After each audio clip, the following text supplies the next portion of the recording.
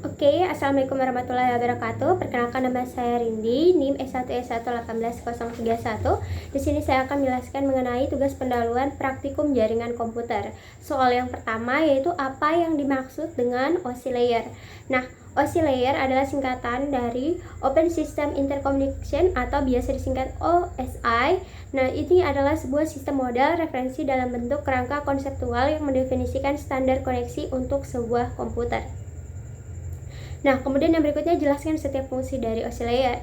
Nah, OSI layer ada 7. Yang pertama yaitu application atau lapisan ketujuh, application yang menunjang aplikasi untuk berkomunikasi melalui jaringan. Yang kedua yaitu presentation, yaitu untuk memformat data sehingga dapat dikenali oleh penerima. Yang ketiga yaitu session yaitu untuk membentuk koneksi kemudian memutuskannya ketika seluruh data telah terkirim. Yang berikutnya yaitu transport sebagai pengatur flow control, acknowledgement, dan pengiriman ulang data jika diperlukan. Yang kemudian berikutnya yaitu network, menambahkan alamat jaringan pada paket. Yang kemudian berikutnya yaitu data link, untuk menambahkan MAC address pada paket. Kemudian yang terakhir atau lapisan paling pertama yaitu physical, yaitu untuk mengirimkan data melalui media transmisi. Nah, soal yang berikutnya yaitu jelaskan alat-alat jaringan berikut. Yang pertama yaitu router pada jaringan yang pada OSI layer ketiga. Kemudian berikutnya adalah switch yang beroperasi pada OSI layer kedua, dan kemudian berikutnya adalah hub yang beroperasi pada OSI layer pertama sebagai penyambung atau concentrator. Kemudian yang berikutnya adalah access point. Apa sih itu access point? Adalah perangkat yang digunakan untuk membuat koneksi wireless.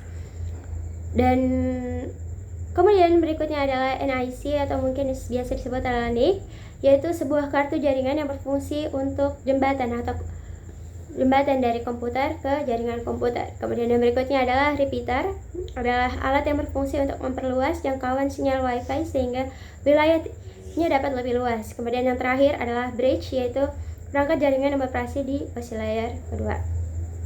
Kemudian soal yang berikutnya yaitu perbedaan hub dan switch. Switch memiliki kelebihan lebih tinggi daripada hub.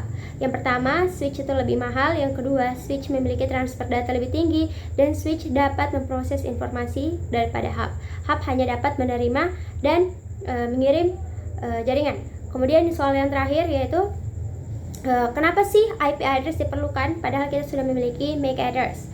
Yang pertama yaitu karena dari fungsinya tersebut. IP address sebagai identitas perangkat yang mengakses jaringan, sehingga IP address orang dapat dikenali melalui IP address tersebut. Nah, kemudian yang berikutnya yaitu karena IP address kita dapat mengetahui seberapa besar jaringan tersebut berdasarkan alokasi IP address tersebut.